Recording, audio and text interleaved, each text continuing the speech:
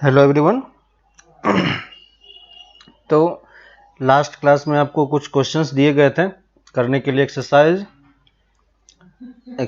3.4 के, है ना। 3.4 के क्वेश्चन नंबर 1 to 4 तक करने के लिए बोला गया था।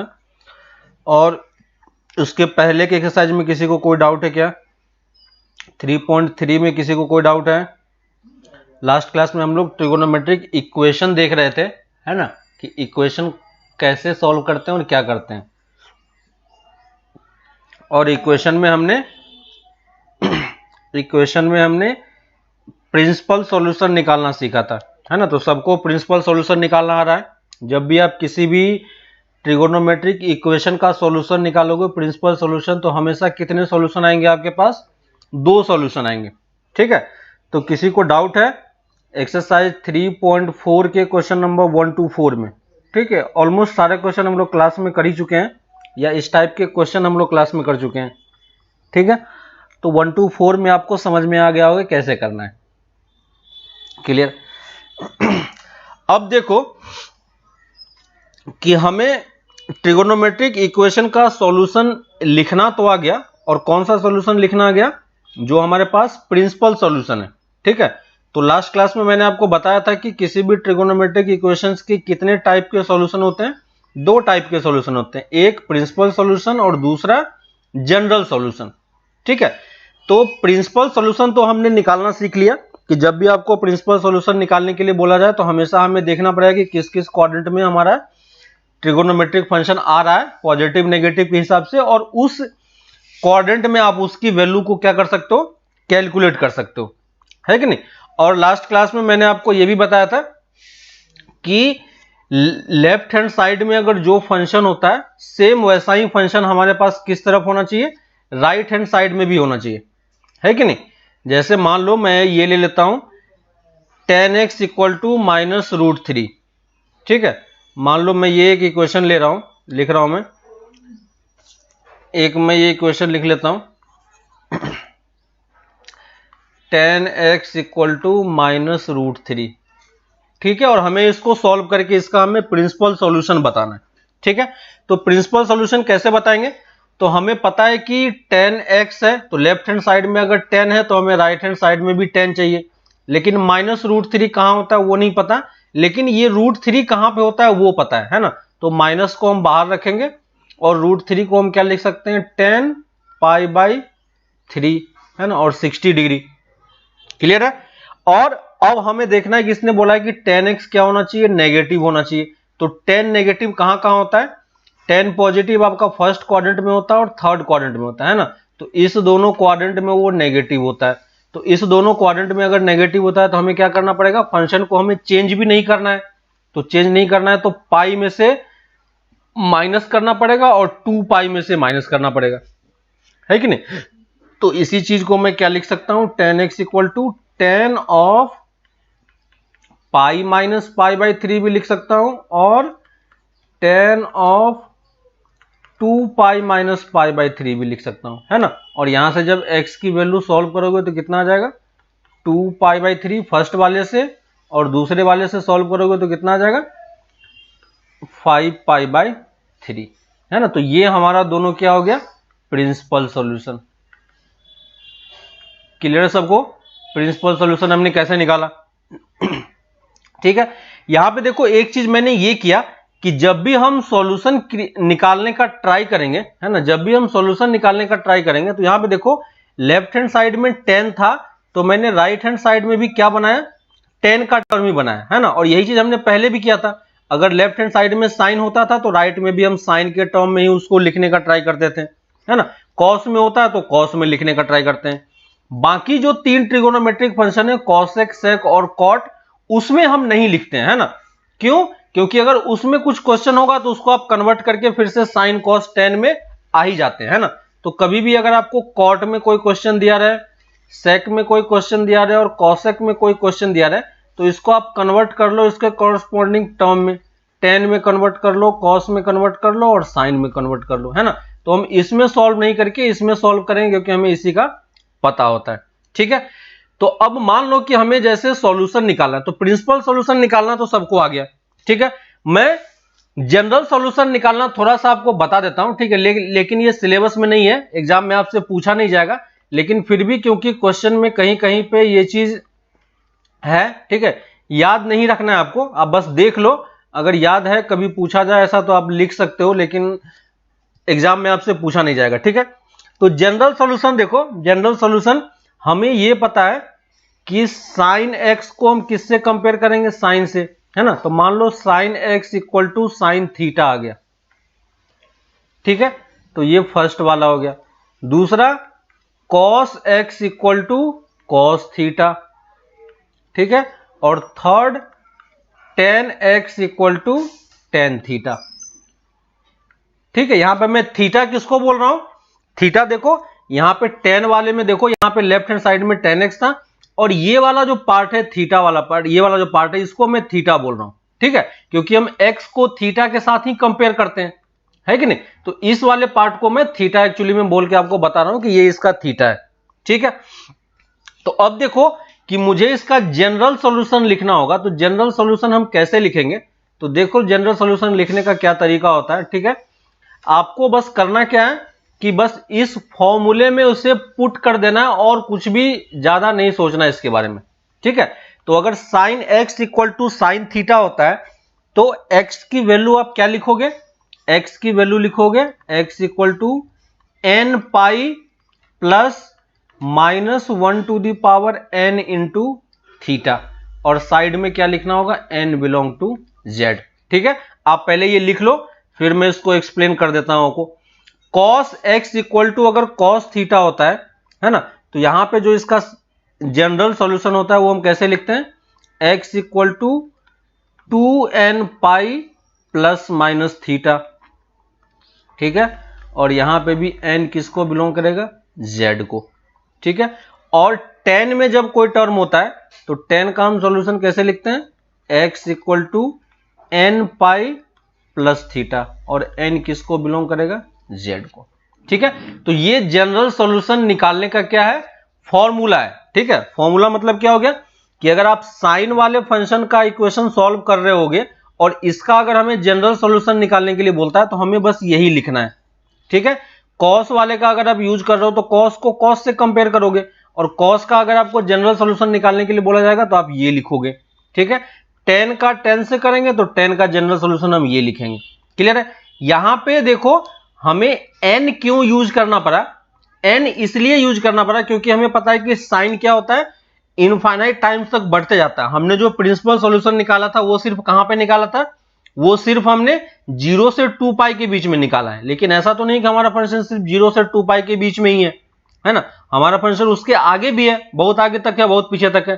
तो जनरल फॉर्मेट में आप उसके कितने सॉल्यूशन होंगे वो आप काउंट नहीं कर पाओगे, है कि नहीं, क्योंकि देखो ये साइन एक्स का कर्व होता है, ये साइन एक्स का कर्व इस टाइप से है ना, और हाफ कहां कहां पे होगा, तो अगर मैं हाफ का एक लाइन ड्रॉ करता हूं, ये देखो हाफ का लाइन ड्रॉ करोगे तो कितने पॉइंट पे कट करेगा, यहां कट कर रहा है, यहां कट कर रहा है, यहां कट कर रहा है, यहां कट कर रहा है, इस टाइप से ये कर्व क्योंकि आगे बढ़ता जाता है तो कभी भी आप इसका टोटल कितने बार कट कर रहा है वो आप काउंट नहीं कर पाओगे, है ना। तो इसलिए हम इसको n के टर्म्स में लिखते हैं। n क्या होता है, n belong to z, z क्या है, इंटीजर आपका, है ना। तो यहां पे n की जगह पे आप क्या पुट करोगे, इंटीजर पुट करोगे, लेकिन हमें वो पुट नहीं करना है। जब भी आपको जनरल फॉर्मेट में लिखना है तो किस तरीके से लिखना होगा, n के टर्म्स में ही हमें आंसर करना है, ठीक है। जनरल फॉर्मेट में जो हमारा आंसर होगा वो किसके टर्म्स में होगा, n के टर्म्स में ही होगा। यहां पे जो ये थीटा होगा, थीटा की हम कौन सी वैल्यू लेंगे, तो थीटा की आपको कौन सी वैल्यू लेनी है, थीटा की आपको यहां पे जो थीटा है वो थीटा क्या है, थीटा क्या है, प्रिंसिपल सॉल्यूशन, ठीक है। थीटा क्या है हमारा, प्रिंसिपल सॉल्यूशन, ठीक है। यानी अगर आप sine equal to sine theta solve करते हो तो यहां से थीटा तो आपको पता होगा, है ना। वैसे ही कॉस को कॉस से कंपेयर करके करोगे तो ये वाला कॉस तो आपको थीटा तो पता होगा, है ना। जब आप कंपेयर करके लिखोगे तो ये थीटा कौन सा थीटा होता है, प्रिंसिपल सॉल्यूशन वाला, ठीक है ना। 10 को 10 से करोगे तो आपको क्या मिलेगा, यही मिलेगा। जैसे अभी जस्ट ऊपर वाले क्वेश्चन में हमने ये क्वेश्चन किया था 10x इक्वल टू -√3, ठीक है। तो इसी एग्जांपल को मैं फिर से करके आपको बताता हूं, और इसका मैं जनरल सॉल्यूशन लिख के बताता हूं आपको कि इसका जनरल सॉल्यूशन हम कैसे लिखेंगे। ठीक है, तो मान लो हमें क्वेश्चन दिया हुआ है 10x इक्वल टू -√3 दिया हुआ है ना। तो इसको हमने कैसे सॉल्व किया था, बाकी स्टेप को मैं स्किप कर रहा हूं, मैं बस यहां पे आ रहा हूं, पाई माइनस पाई बाई 3 और 10 of 2 pi minus pi by 3 है ना। यहां तक हम पहुंच गए थे और यहां से जो x की वैल्यू आपके पास निकल के आई थी वो x की वैल्यू क्या निकल के आई थी, इसको सॉल्व करोगे तो कितना आ जाएगा 2 पाई बाई 3 और 5 पाई बाई 3 है ना। और यही दोनों हमारा क्या है, यही दोनों हमारा प्रिंसिपल सॉल्यूशन है। ठीक है, तो क्वेश्चन में लिखा होगा कि आपको प्रिंसिपल सॉल्यूशन निकालना है या जनरल सॉल्यूशन निकालना है। ठीक है, लेकिन अभी के लिए, अब आपके लिए जो है उसमें सिर्फ आपको प्रिंसिपल सॉल्यूशन ही निकालने के लिए बोला जाएगा, क्योंकि जनरल सॉल्यूशन हमारे सिलेबस में अब नहीं रहा है। ठीक है, तो यहां पे आपको दिखाई दे रहा है कि ये हमारा प्रिंसिपल सॉल्यूशन है। अब जब आपको अगर मान लो कि हमें इसका जनरल सॉल्यूशन लिखना है, ठीक है, तो ये tan वाला फंक्शन है और हम tan को tan के साथ कंपेयर कर रहे हैं, है ना। तो हम कौन सा वाला इक्वेशन यूज करेंगे, थर्ड वाला, है ना। और tan का जनरल सॉल्यूशन क्या होता है, x equal to n pi plus theta. तो हम जनरल सॉल्यूशन क्या लिखेंगे इसका, देखो जनरल सॉल्यूशन हम क्या लिखेंगे, x इक्वल टू n पाई और प्लस, और थीटा के जगह पे हम कौन सा पुट करेंगे, थीटा के जगह पे हमारे पास ये प्रिंसिपल सॉल्यूशन जो 2 निकल के आया, इस दोनों में से कोई सा भी एक यहां पे पुट कर दो। ठीक है, 2 पाई बाई 3 पुट कर दोगे, n बिलोंग टू z, तो ये भी सही है। अगर मान लो किसी ने सेकेंड वाला पुट कर दिया, लेकिन फॉर्मेट आपको सेम रखना है, ठीक है ना, n पाई बाई 3 और ये n बिलोंग टू z, तो ये दोनों सही है। ठीक है, ये भी सही है और ये भी सही है, तो कोई सा भी आप पुट कर दो, फर्क नहीं पड़ता है ना। तो कोई एक ही लिखना है, दोनों नहीं लिखना है आपको, है ना। तो जनरल सॉल्यूशन जब निकालने के लिए बोला जाए तो इस तरीके से हमें जनरल सॉल्यूशन निकालना है। ठीक है, वैसे ही साइन का अगर ट्रिगोनोमेट्रिक इक्वेशन होगा तो साइन वाला जनरल सॉल्यूशन यूज करेंगे, है ना। n को हमें n के टर्म्स में ही रखना है, बस थीटा के जगह पे हमें क्या लिखना है, प्रिंसिपल सॉल्यूशन लिखना है ना। तो सबसे पहले हमारा काम क्या होगा किसी भी इक्वेशन को सॉल्व करने के लिए, कि हमें प्रिंसिपल सॉल्यूशन निकालना आना चाहिए, और वो हमने लास्ट क्लास में अच्छे से देखा है कि कैसे प्रिंसिपल सॉल्यूशन निकल के आता है ना।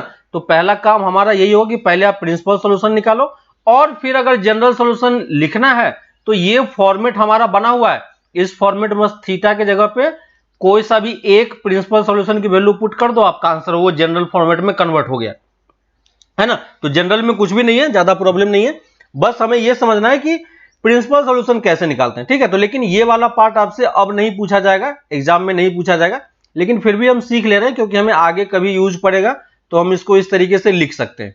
ठीक है, तो ये आपको समझ में आ गया कि कैसे हम ट्रिगोनोमेट्रिक इक्वेशन का सॉल्यूशन निकालते हैं। ठीक है, अब कुछ और एग्जांपल हम देख लेते हैं, कि जैसे मान लो कि अगर कोई हमसे ये बोले कि आप मुझे इसका सॉल्यूशन निकाल के बताओ कि इसका सॉल्यूशन क्या होगा। ठीक है, जैसे cos 4x equal to cos 2x। ठीक है, किसी ने मुझसे बोला कि cos 4x equal to cos 2x की वैल्यू कितनी होगी, ये आप मुझे निकाल के बताओ। ठीक है, तो यहां पे देखो दोनों तरफ cos का फंक्शन है, इसका मतलब हम ये नहीं करेंगे कि डायरेक्टली cos 4x को cos 2x के इक्वल कर दिया, है ना। 4x को कभी भी हम 2x के इक्वल नहीं करेंगे।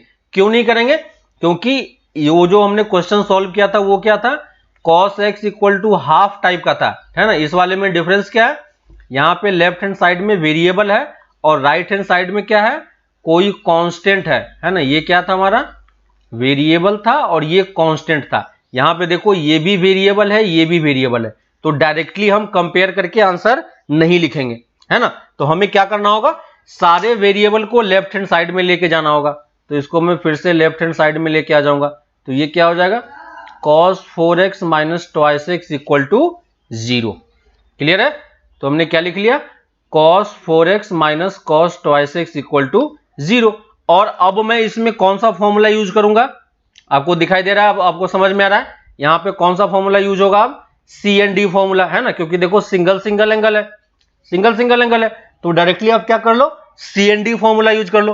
तो cos C minus cos D का फॉर्मूला यूज करोगे तो क्या होता है, cos C minus cos D minus times 2 sine, याद है, x a c प्लस डी बाई 2 है ना, तो c और d कितना है 4x प्लस 2x, तो c प्लस डी कितना हो गया 6x बाई 2, तो कितना हो गया 3x into sine of c minus D by 2, तो c माइनस डी कितना हो जाएगा, c माइनस डी कितना हो जाएगा, देखो c माइनस डी 2 हो गया, 2 और 2 x हो गया है ना, तो ये x इक्वल टू 0 हो गया।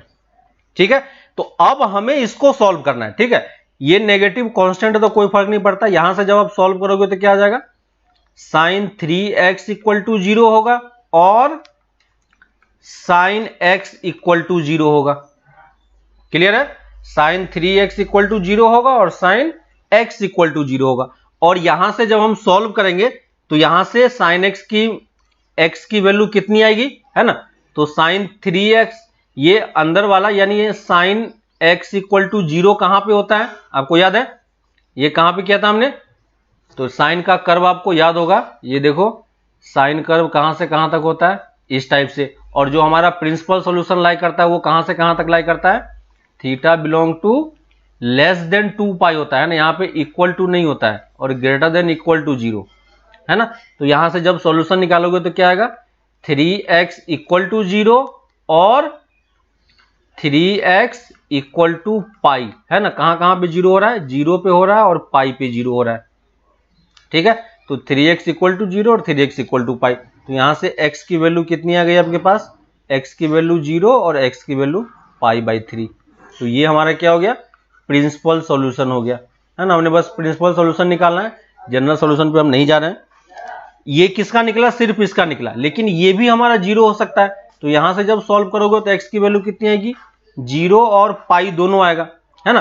तो फाइनल आंसर हमारा कितना हो जाएगा, है ना, फाइनल आंसर जब आप लिखोगे तो कितना आएगा, final answer x equal to 0 भी हो सकता है, पाई बाई 3 भी हो सकता है और पाई भी हो सकता है। तो ये 3 हमारा क्या है, प्रिंसिपल सॉल्यूशन है। ठीक है, यहाँ पे 3 क्यों आ रहा है, क्योंकि हमारे पास 2 इक्वेशन आ रहे हैं। ठीक है, तो कभी भी आपके पास इस टाइप से अगर दोनों तरफ में वेरिएबल हो तो कभी भी हमें डायरेक्टली कंपेयर करके आंसर नहीं लिखना है। क्या करना होगा, पहले इसे सारे वेरिएबल को लेफ्ट हैंड साइड में ले जाओ और उसके बाद फिर उसको सॉल्व करके आंसर निकालने का ट्राई करो। क्लियर है सबको, समझ में आया क्या क्या किया मैंने, सबको क्लियर है, सबको क्लियर है कि कैसे मैंने किया।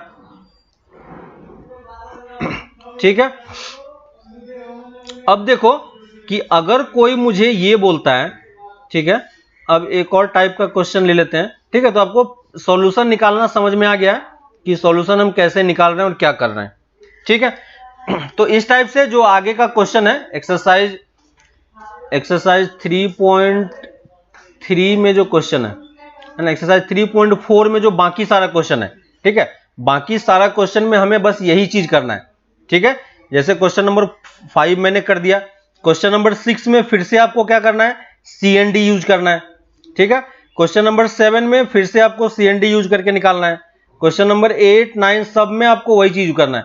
क्वेश्चन नंबर 8 में कर देता हूं, क्वेश्चन नंबर 8 देखो, है ना, क्वेश्चन नंबर 8 देखो, क्वेश्चन नंबर 8 में दिया हुआ है sec square twice x equal to 1 minus 10 twice x। ठीक है, ये हमें दिया हुआ है, इस इक्वेशन को सॉल्व करके हमें x की वैल्यू निकालनी है। ठीक है, इस वैल्यू को हमें,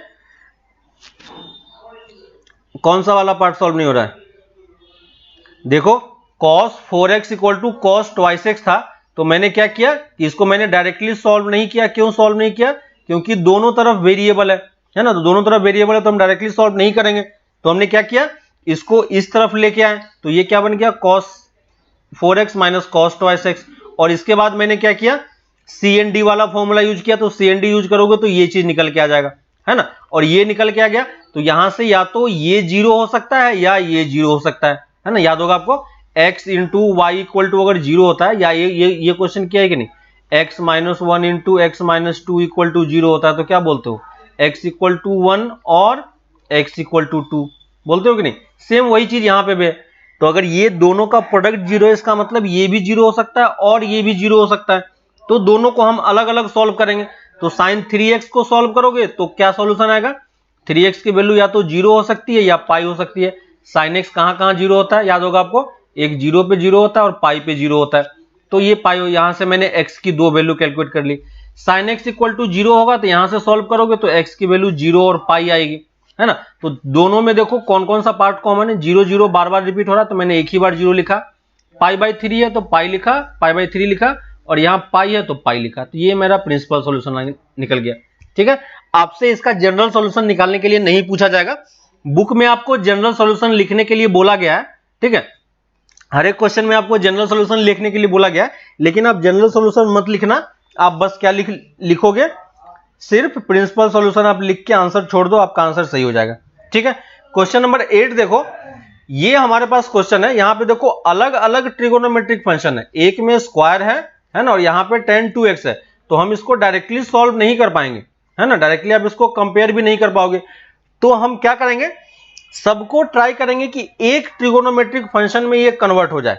ठीक है, जैसे sec स्क्वायर x है और यहां पे tan 2x है, तो tan को sec में कन्वर्ट करना इजी है या sec स्क्वायर को tan में कन्वर्ट करना इजी है ना। sec स्क्वायर को tan में कन्वर्ट करना इजी है, क्यों, क्योंकि 1 प्लस tan स्क्वायर x कितना होता है, sec स्क्वायर x, है ना। तो इस चीज को मैं क्या लिख सकता हूं, 1 plus tan square twice x equal to 1 minus tan twice x। दिख रहा है सबको क्या, है ना। और यहां से देखो 1 से 1 आपका कैंसिल हो गया, और इसको मैं इस तरफ लेके आऊंगा। ठीक है, अभी मैं कंपेयर नहीं कर रहा हूं, तो tan twice x equal minus इस तरफ आके प्लस बन जाएगा, tan twice x equal to 0। ठीक है, देखो tan ट्वाइस x को अगर आप कॉमन ले लोगे, tan ट्वाइस x को अगर आप कॉमन ले लोगे तो ये क्या हो जाएगा, tan twice x into tan twice x plus 1 equal to 0। ठीक है, फिर से देखो प्रोडक्ट का टर्म है, तो फिर से हमें क्या करना पड़ेगा, या तो ये टर्म 0 होगा या ये टर्म 0 होगा। यही चीज तो हमने स्टार्टिंग में सीखा था, है ना, और 10th में यही चीज आपने किया होगा। तो या तो tan 2x इक्वल टू 0 होगा या tan 2x plus 1 equal to 0 होगा, है ना। tan 2x कहां पे 0 होता है, 0 पे और पाई पे, जहां पे साइन 0 होगा वहां पे tan 2x भी 0 होगा, है ना। तो यहां से जब आप करोगे तो देखो डायरेक्टली x की वैल्यू नहीं लिखनी है, यहां पे जो टोटल टर्म है वो चीज हमारा 0 और पाई होना चाहिए, है ना। तो देखो 2x इक्वल टू 0 हो सकता है और 2x इक्वल टू पाई हो सकता है। ठीक है, मैं सिर्फ इस वाले क्वेश्चन को सॉल्व कर रहा हूं, इस वाले को बाद में सॉल्व करेंगे। तो यहां से x की वैल्यू कितनी आ गई, 0, और x की वैल्यू पाई बाई 2। ठीक है, तो ये कंप्लीट एंगल को मैं पहले 0 और 2 पाई के इक्वल कर रहा हूं, उसके बाद मैं x कैलकुलेट कर रहा हूं। ठीक है, अब इस वाले पे आते हैं, तो ये देखो tan 2x इक्वल टू कितना हो जाएगा, -1, है ना। और ये -1 है तो -1 कैसे सॉल्व करेंगे, तो फिर से हमें क्या करना पड़ेगा, tan 2x equal to minus times tan pi by 4 लिखना होगा, है ना। tan 2x नेगेटिव है ना, ये 2x को आप कंप्लीट एक टर्म मान के चलो, है ना, x हम बाद में निकालेंगे, है ना। जैसे ये क्वेश्चन किसके तरफ बिहेव करेगा, tan theta equal to minus tan pi by 4, है ना। तो ये जो अंदर में टर्म है उसको आप सिंगल एंगल कंसीडर करोगे। ठीक है, तो मैं यहां पे करके आपको बता ही देता हूं, ठीक है, ताकि कंफ्यूजन नहीं हो। तो यहां पे देखो मैं इस वाले पूरे टर्म को क्या ले रहा हूं, थीटा ले रहा हूं। ठीक है, तो tan थीटा इक्वल टू -1 है। ठीक है, देखो मैं यहां पे फिर से लिख देता हूं, tan थीटा इक्वल टू -1। हमने क्या किया, theta equal to twice x ले लिया। ठीक है, बाद में मैं x की जगह पे, थीटा की जगह पे फिर ट्वाइस x पुट कर दूंगा। और ये इक्वेशन तो आपको सॉल्व करना आता है, जस्ट अभी आपने किया था, है ना, पहले भी आपने किया है। tan नेगेटिव है, नेगेटिव किस किस क्वाड्रेंट में होता है, सेकेंड क्वाड्रेंट और फोर्थ क्वाड्रेंट। तो आप प्रिंसिपल सॉल्यूशन कहां कहां लिखोगे, tan pi minus pi by 4 और tan 2 pi minus pi by 4, है कि नहीं, ये दो टर्म होगा। और यहां से थीटा की वैल्यू कितनी हो जाएगी, पहला वाला कितना हो जाएगा, 3 पाई बाई 4 और दूसरा वाला 7 पाई बाई 4, है ना, ये टर्म आ जाएगा 7 पाई 4। लेकिन हमें एक्चुअली में किसके टर्म में आंसर करना है, x के टर्म में। तो थीटा की जगह पे मैं क्या पुट कर दूंगा, ट्वाइस x। तो ट्वाइस x की वैल्यू कितनी हो जाएगी, 3 पाई बाई 4 और twice x equal to 7 pi by 4, है ना। और यहां से देखो x की वैल्यू क्या क्या आ रही है, x equal to 3 pi by 8 और यहां से x equal to 7 pi by 8। ठीक है, तो अब इन चारों को आप क्या करो, कंबाइन कर दो। तो फाइनल आंसर जब लिखोगे तो क्या होगा, 0 होगा, π/2 होगा, 3π/8 होगा, 7π/8 होगा, है ना। जैसे हमने पहले आंसर लिखते थे दोनों का यूनियन करते थे, तो यहाँ पे मैंने फिर से दोनों का यूनियन कर दिया, है ना। तो इस तरीके से आपको क्वेश्चन को सॉल्व करके आंसर लिखना है, ठीक है, कर पाओगे, ठीक है। तो इस तरीके से वो आपसे कभी कभी क्वेश्चन पूछ सकता है कि कैसे सॉल्यूशन निकालना, ठीक है। तो बाकी सारे एक्सरसाइज 3.4 में जो 4-5 क्वेश्चन है वो सब इसी टाइप के है, तो ये सारे क्वेश्चन आप ट्राई करना, है ना। एक्सरसाइज 3.4 आपको अब कंप्लीट करना है, वो आप कंप्लीट कर पाओगे, ठीक है। एक और मैं क्वेश्चन ले लेता हूं, देखो इंपॉर्टेंट क्वेश्चन है, हाफ एंगल का क्वेश्चन है, ठीक है। मान लो अगर हमसे किसी ने ये बोला कि, मान लो कि हमसे उसने क्या किया कि 10 की एक वैल्यू हमें दे दी, ठीक है, 10 की वैल्यू हमसे उसने दे दी। मान लो 10x कितना है, 10x = 3/4 हमसे उसने दे दिया, ठीक है। और हमसे बोल रहा है कि फाइंड sin x/2, ठीक है, cos x/2 और tan x/2, है ना। बाकी सारा अगर ये तीनों निकाल सकते हो तो इसका कॉस, सेक, कॉसेक और कॉट भी आप निकाल सकते हो, ठीक है। तो देखो यहां पे हमें x दिया हुआ है, लेकिन हमें एंगल किसके टर्म्स में निकालना है, tan x बाई टर्म में निकालना है, ठीक है। मैक्सिमम स्टूडेंट क्या गलती करता है कि जब उसे tan x ये दिया होता है तो वो tan x/2 कैसे निकालता है, देखो tan x/2 कैसे निकालता है, वो सिंपली क्या करता है, दोनों तरफ 2 से डिवाइड कर देता है। तो ये 3/4 था, इसको 2 से डिवाइड किया, है ना। तो ये क्या करता है, इसको 2 से डिवाइड कर देता है और डायरेक्टली आंसर 3/8 लिख देता है। तो क्या ये होगा, क्या ये होगा, क्या नहीं होगा, समझ में आ रहा है। तो ये गलती कभी नहीं करनी है, ठीक ना। तो ये सब गलती कभी नहीं करना है क्योंकि यहाँ पे एंगल हाफ हुआ है, ठीक ना। ये सब लिख के आप कट करो कि ये गलती हमें नहीं करना है, ठीक ना। तो हमें देखो tan x की वैल्यू दिया हुआ है और हमें हाफ एंगल निकालना है, ठीक है।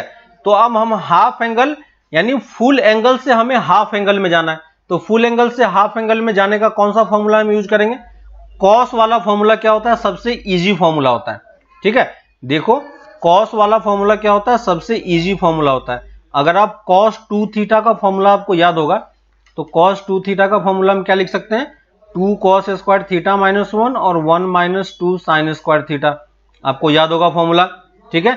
यहां पे जो एंगल था उसका एंगल हाफ यहां पे हो गया, क्लियर दिख रहा है। अगर मैं 2θ के जगह पे x लिख देता तो फॉर्मूला हमारा क्या बन जाता है ना। देखो अगर मैं 2θ के जगह पे x लिख देता तो cos x की वैल्यू क्या हो जाती, 2 cos स्क्वायर x/2 माइनस 1 और 1 माइनस 2 साइन स्क्वायर x/2, दिख रहा है, ये चीज आपका आ जाता। बस मैं यही फॉर्मूला यहां पे यूज करूंगा, ठीक है। कैसे यूज करेंगे, तो हमें लेफ्ट हैंड साइड में क्या चाहिए, अगर देखो जब भी आपको tan से किसी भी टर्म में जाना हो तो सबसे पहले आप क्या करो, cos 2x का ही फॉर्मूला यूज करो, ठीक है। तो देखो मैं इस फॉर्मूले को यहां पे फिर से लिख रहा हूं, ठीक है, और फिर से लिख के मैं इसको आपको बताता हूं। तो देखो cos x इक्वल टू, है ना, देखो क्यों ये फॉर्मूला यूज कर रहे हैं, क्योंकि cos से आपको cos x/2 में जाना इजी है, cos x से आपको sin x/2 में जाना इजी है, ठीक है। तो कभी भी अगर आपको sin x/2 मिल जाता है और cos x/2 मिल जाता है तो आप tan x/2 भी निकाल सकते हो, है ना। तो tan x/2 के लिए हमें करना क्या है, सिंपली sin x/2 को cos x/2 से डिवाइड करना, आपका आंसर आ जाएगा। तो बेसिक हमारा जो एम है वो ये दोनों निकालने का है, ठीक है। तो ये दोनों निकालने के लिए हम क्या यूज कर रहे हैं, cos x वाला फॉर्मूला यूज कर रहे हैं। देखो cos x का फॉर्मूला क्या है, 2 cos स्क्वायर x/2 माइनस 1, यानी मैं cos x से क्या निकालने का ट्राई कर रहा हूं, cos x/2 निकालने का ट्राई कर रहा हूं, यानी मैं ये वाला पार्ट पहले निकालने का ट्राई कर रहा हूं, ठीक है। देखो कैसे निकालेंगे, हमें tan x दिया हुआ है जबकि हमें यहां पे क्या चाहिए, cos x चाहिए। तो tan x से हम cos x निकाल सकते हैं कि नहीं, निकाल सकते हैं। लास्ट क्लास में आपको बताया था, ट्रायंगल आप फॉर्म कर सकते हो, ठीक है। ये ट्रायंगल है, ये अगर 3 है, ये 4 है, तो ये 5 हो जाएगा, है ना। तो यहां से देखो cos x की वैल्यू कितनी हो जाएगी, अगर आपका tan x 3/4 है तो अगर कोई मुझसे cos x बोलता है तो मैं क्या बता पाऊंगा, 4/5 बता पाऊंगा। कैसे निकाला मैंने, इस ट्रायंगल वाले से निकाला, क्लियर है। अब देखो cos x की जगह मैं 4/5 पुट कर दूंगा, तो 4/5 equal to 2 cos square x/2 minus 1। यहां से देखो इसको आप सॉल्व कर सकते हो। 2 cos स्क्वायर x/2 की वैल्यू आप क्या लिखोगे 4/5 प्लस 1, है ना, और इसको सॉल्व करो कितना आ जाएगा cos स्क्वायर x/2 की वैल्यू आप कितनी कर सकते हो, आप सॉल्व करके देखना कितना आता है 9/10 आ रहा है। ठीक है, तो यहां से cos x/2 की वैल्यू कितनी हो जाएगी, cos x/2 की वैल्यू √9/10, और √9/10 कितना हो जाएगा 3/√10। ठीक है, तो देखो मैंने cos x/2 की वैल्यू आपको निकाल के बता दिया।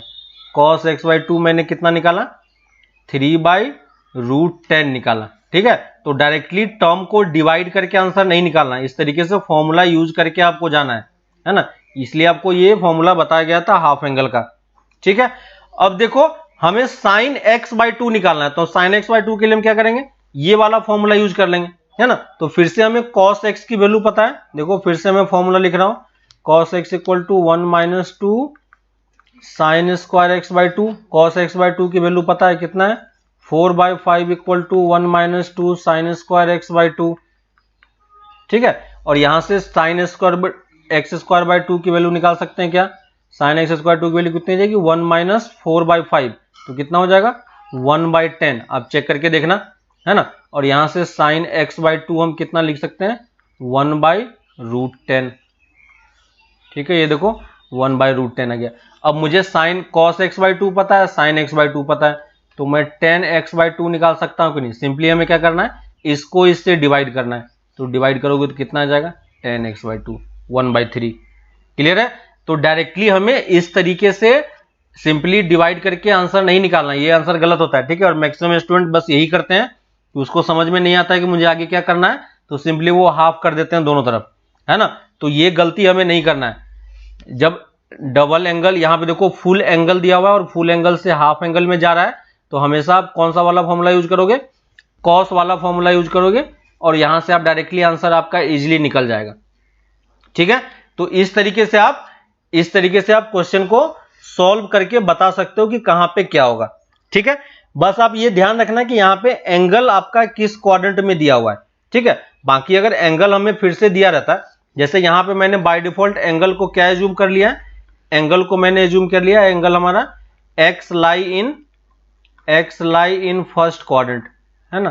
तो x हमने कहां पे एज्यूम कर लिया, x हमने फर्स्ट क्वाड्रेंट में एज्यूम किया।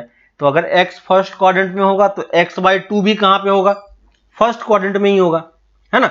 सेम टाइप का क्वेश्चन आपका एग्जांपल में दिया हुआ है, एग्जांपल नंबर 28। ठीक है, आप देखना एक बार बुक में, आपका एग्जांपल नंबर 28 में सेम क्वेश्चन पेज नंबर 80 पे दिया हुआ है ना। तो सेम टाइप का क्वेश्चन है, उसमें उसने दूसरे क्वाड्रेंट में लेके सॉल्व किया है ना। तो दूसरे क्वाड्रेंट में आपको याद है कि प्लस माइनस का साइन दोनों आता है ना। तो उस तरीके से आपको सोच के फिर आंसर को अपने लिखना है, ठीक ना, कि हमारा प्लस माइनस का साइन में कौन सा साइन लेना है, वो सब चीज आपको समझ में अब आ रही होगी। क्लियर है, तो इस तरीके से आप ट्रिगोनोमेट्रिक इक्वेशन की वैल्यू सॉल्व कर सकते हो। और इस टाइप से अगर आपको फुल एंगल दिया हुआ है तो आप हाफ एंगल में भी वैल्यू कैलकुलेट करके निकाल पाओगे। क्लियर है ना। तो इस तरीके से आप क्वेश्चन को इजीली सॉल्व कर सकते हो, कोई प्रॉब्लम आपको नहीं होगी। ठीक है, तो मिसलेनियस वाला पार्ट जहां पे आपका एक्सरसाइज 3.4 खत्म होता है, उसके आगे आपका बहुत सारा एग्जाम्पल दिया हुआ है। ठीक है, उन सारे एग्जाम्पल्स को भी आपको देखना है कि कैसे कैसे एग्जाम्पल सॉल्व हो रहा है, ठीक है ना, क्योंकि उसमें अच्छे अच्छे क्वेश्चन है। तो उस चीज को आप थोड़ा सा ध्यान देके देखना और खुद से क्वेश्चन को सॉल्व करने का ट्राई करना, तो आपको एक बेटर आइडिया मिलेगा कि कैसे हमें क्वेश्चन को सॉल्व करना है। ठीक है, तो ये सब क्वेश्चन आप ट्राई करो, एग्जाम्पल में बहुत सारे अच्छे अच्छे क्वेश्चन दिए हुए हैं, तो उन सारे क्वेश्चन को भी ट्राई करना है। जहां पे भी आपको जनरल सॉल्यूशन निकालने के लिए बोले तो हमें जनरल सॉल्यूशन नहीं निकालना है, क्या करना है, प्रिंसिपल सॉल्यूशन ही निकालना है। ठीक है, तो एग्जाम्पल में भी आपको बहुत टाइप के क्वेश्चंस आपको दिए हुए हैं, जनरल फॉर्मेट में दिया हुआ है। ठीक है, तो जनरल फॉर्मेट में दिया हुआ है, ठीक है, लेकिन आप अपने हिसाब से प्रिंसिपल रीजन में ही और प्रिंसिपल सॉल्यूशन ही आपको कैलकुलेट करके दिखाना है, क्योंकि उसी टर्म में आपको आंसर पूछा जाएगा। ठीक है, और एग्जाम में उसी टाइप के क्वेश्चन आपसे पूछे जाएंगे। ठीक है, तो आपका ऑलमोस्ट ये चैप्टर कंप्लीट हो चुका है। ठीक है, इसमें और ज्यादा कुछ करने के लिए आपके पास है नहीं, है ना। बस आपको बस करना क्या है, कि सिंपली आपको क्वेश्चंस वगैरह आप सॉल्व करने हैं, ठीक है। क्वेश्चन सॉल्व करो और देखो कि उसमें कैसे कैसे हम कौन सा मेथड यूज करते हैं, है ना, ताकि हमें क्वेश्चन हमारा सॉल्व होता है, ठीक है। एक दो एग्जांपल मैं और आपको करके बता देता हूं ताकि आपको थोड़ा बहुत आइडिया मिलेगा कि हमें कैसे इस चीज को सॉल्व करना है, ठीक है। जैसे एक एग्जांपल मैं और कर देता हूं तो फिर आपको ये समझ में आ जाएगा, ठीक है। तो बाकी सारा क्वेश्चन आपको खुद से सॉल्व करना है। एग्जाम्पल जितना करोगे, है ना, क्वेश्चन जितना करोगे उतना ही आपको समझ में आएगा कि कहां पे कौन सा फॉर्मूला यूज करना है, ठीक है। मैक्सिमम टाइप के क्वेश्चन इसमें प्रूव करने के लिए ही आते हैं आपको, ठीक है। तो प्रूव करने वाला क्वेश्चन भी आपको थोड़ा सा देखना पड़ेगा, है ना। जैसे मान लो इसने प्रूव करने के लिए बोला cos twice x into cos x by two minus cos three x, ये क्वेश्चन लिख लो, into cos 9x by two equal to sine 5x into sine 5x by two, ठीक है। हमें ये चीज प्रूफ करना है, ठीक है। तो लेफ्ट हैंड साइड में देखो आपके पास कि क्या है, इस टाइप से टर्म आपके पास मल्टीप्लिकेशन में है ना, दो ट्रिगोनोमेट्रिक फंक्शन आपस में मल्टीप्लाई हो रहा है, क्लियर है।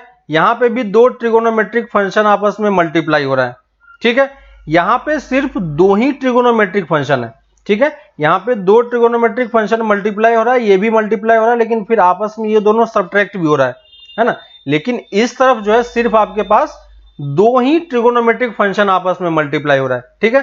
तो यानी आपको ये समझ में आ रहा है कि मुझे क्या करना पड़ेगा, हमें जो मल्टीप्लिकेशन से सम और डिफरेंस वाला फॉर्मूला था, याद होगा आपको, हमें उस वाले फॉर्मूले को यूज करना है, ठीक है। कौन सा फॉर्मूला यूज करना है, 2 cos a into cos B, याद होगा आपको, 2 sin a into sine B, 2 cos a into sine B, है ना, 2 sin a into cos B, है ना। ये चार फॉर्मूले हमने लिखे थे और इसको जब आप सॉल्व करके आगे लिखते हो तो ये किसके टर्म में आ जाता है, समथिंग प्लस समथिंग, है ना। इस टाइप से ये टर्म प्लस माइनस में सब्ट्रैक्ट हो जाता है।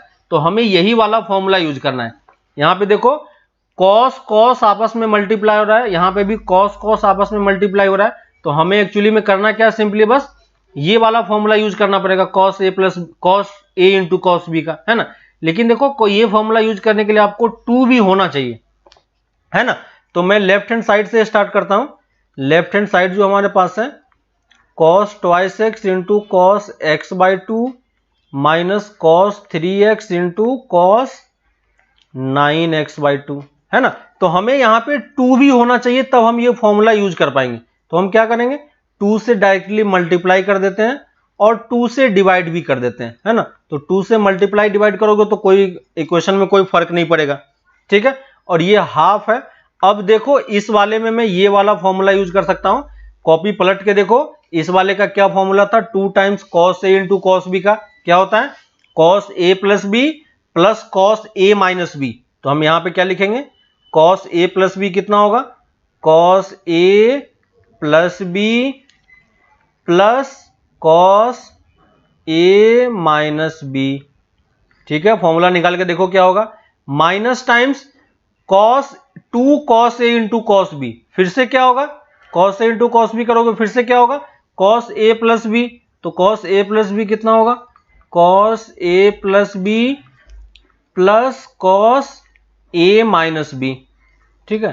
तो 3x minus 9x by to, इन सबको मैं हटा दे रहा हूं क्योंकि इसका हमें जरूरत नहीं है अभी, ठीक है। तो इसको मैं अच्छे से लिख देता हूं, cos x minus 9x by two, ठीक है। तो ये हमारा फॉर्मूला हो गया, ठीक है। और इसको अब सॉल्व कर लो थोड़ा सा, तो देखो ये क्या बन जाएगा, इसको जब फॉर्मूला यूज करोगे तो ये क्या बन जाएगा, कॉस क्या बन गया 5x बाई टू, देखो प्लस कॉस, इसको जब यूज करोगे तो ये कितना हो जाएगा 4 माइनस 1 3x बाई टू, ठीक है। माइनस इसको जब यूज करोगे तो ये कितना दे देगा आपको, कॉस 6 प्लस 9 कितना हो गया 15x/2 और माइनस है ना, ये माइनस मल्टीप्लाई हो रहा है और यहां से जब आप करोगे तो कितना होगा -6 है ना, -6 में से 3 गया तो कितना हो जाएगा cos 3x/2। देखो है ना, और यहां से देखो दो टर्म आपका क्या हो गया, कैंसिल हो गया। कौन कौन सा, ये दोनों टर्म आपका कैंसिल हो गया है ना, यहां से आपका क्या हो गया, दो टर्म कैंसिल हो गया। तो फाइनली आपका जो एक्सप्रेशन आया वो क्या हो गया 1/2 into cos 5x/2 minus cos 15x/2। ठीक है, यहां तक हम पहुंच गए क्वेश्चन को सॉल्व करके। अब देखो लेफ्ट हैंड साइड में हम यहां तक पहुंच गए, राइट हैंड साइड में देखो आपके पास क्या है, ये वाला टर्म है। ठीक है, तो मैं क्या करूंगा, जब भी आपको इस टाइप से क्वेश्चन लगे है ना, तो आप क्या करो, थोड़ा सा अगर आपको डायरेक्टली लेफ्ट हैंड से राइट हैंड में अगर आप नहीं जा पा रहे हो तो आप क्या कर सकते हो, थोड़ा सा आप लेफ्ट हैंड साइड को सॉल्व करो, थोड़ा सा आप राइट हैंड साइड को सॉल्व करो और फिर देखो वो दोनों इक्वल है कि नहीं, है ना।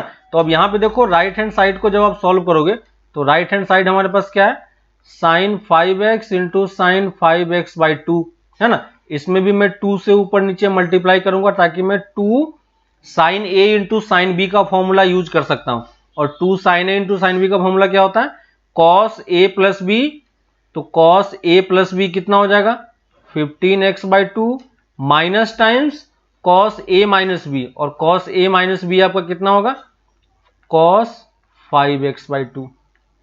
ये देखो जो यहां पे आपको प्रूफ करना था वही चीज आपको राइट हैंड साइड में भी मिल रहा है ना, हाफ बाहर में है और बाकी सारा टर्म आपका सेम है ना। तो कभी भी आपको इस टाइप का क्वेश्चन हो तो आप थोड़ा सा लेफ्ट हैंड को सॉल्व करो, थोड़ा सा राइट हैंड को सॉल्व करो, तो आपको दोनों इक्वल दिख जाएगा। लेकिन अगर आपको डायरेक्टली यहां से राइट हैंड में पहुंचना है तो इसके बाद आप फिर से CND यूज करोगे, तो CND यूज करके भी आप जो राइट हैंड साइड में दिया हो वो आप वहां पे पहुंच सकते हो। ठीक है, तो जैसे आपको कंफर्टेबल लगे वो आपको यहां से कंप्लीट करके लिखना है, तो आप ये इजीली कंप्लीट कर सकते हो। ठीक है, तो यहां के बाद आपको एक्सरसाइज, जो एक्सरसाइज आपका 3.4 है, ठीक है, एक्सरसाइज 3.4 आपको कंप्लीट करना है जितने भी क्वेश्चन है। और एक्सरसाइज 3.4 के बाद जो आपका मिसलेनियस है, ठीक है, मिसलेनियस वाला पार्ट आपको कंप्लीट करना है। ठीक है, तो बस आपको ये देखना है कि कहां पे कौन सा फॉर्मूला यूज करना है और कैसे यूज करना है। ठीक है, तो ये दोनों पार्ट आपको कंप्लीट करना है। ठीक है, इसके लिए आपको 2 दिन का टाइम मिलेगा, है ना, और आपके पास प्रैक्टिस शीट भी पड़ा हुआ है। ठीक है, तो प्रैक्टिस शीट के लिए भी आपके पास क्वेश्चन नंबर 1 to 10 आपको मिला था करने के लिए। ठीक है, तो अप टू क्वेश्चन नंबर 20 तक, ठीक है, अप टू क्वेश्चन नंबर 20, तो प्रैक्टिस शीट में आपका अप टू क्वेश्चन नंबर 20 तक आपको कंप्लीट करना है। ठीक है, तो ये 3 पार्ट आपको कंप्लीट करना है। एक्सरसाइज 3.4 में 3-4 क्वेश्चन है, मिसलेनियस में कुछ क्वेश्चन है, और प्रैक्टिस शीट में 1 to 10 तक आप लोग कर चुके हो। 10 क्वेश्चन आपको और करना है। ठीक है, लेकिन ये सब आपको कल नहीं करना है। ठीक है, कल सैटरडे है तो कल आपका क्लास नहीं होगा, कल आपको ये प्रैक्टिस करने के लिए टाइम दे रहा हूं मैं। ठीक है, परसों तो संडे है ही आपका, है ना, तो 2 दिन का आपके पास टाइम है। दो दिन में कंप्लीट कर लोगे, कर पाओगे या नहीं, 2 दिन में कंप्लीट कर पाओगे। ठीक है, नेक्स्ट क्लास हमारा मंडे से स्टार्ट होगा और मंडे से हम फिर एक नया चैप्टर स्टार्ट करेंगे। ठीक है, तो उस टाइम पे जो स्टार्टिंग में आपका डाउट्स होगा उसको हम लोग डिस्कशन भी करते जाएंगे, और मंडे से फिर हम लोग एक नया चैप्टर स्टार्ट कर देंगे। ठीक है, छोटा सा चैप्टर है, जल्दी आपका खत्म हो जाएगा वो भी। ठीक है, तो 2 दिन का आपके पास टाइम है, सैटरडे और संडे का। 2 दिन में आपको ये कंप्लीट पार्ट करना है। प्रैक्टिस शीट में और भी जो क्वेश्चन है वो भी हम लोग धीरे धीरे करते रहेंगे, लेकिन ये 2 चीज तो आपका कंप्लीट होना ही चाहिए, मिसलेनियस और एक्सरसाइज 3.4 और प्रैक्टिस शीट के 20 क्वेश्चन। ठीक है, और बाकी धीरे धीरे क्वेश्चन हम प्रैक्टिस शीट का भी करते रहेंगे। एक बार प्रैक्टिस शीट कंप्लीट हो जाएगा फिर हम लोग इसके टेस्ट के बारे में देखेंगे। ठीक है, तब तक आप ये क्वेश्चन ट्राई करो। ठीक है, सारे क्वेश्चन बता दिया है, कुछ भी डाउट होता है तो आप लोग मैसेज करते रहना, मैं आपको वहां पे बता दूंगा। ठीक है, तो बाकी सारा ये क्वेश्चन आप ट्राई करो, फिर हम लोग मिलते हैं अगले मंडे को। ठीक है, चलो बाय।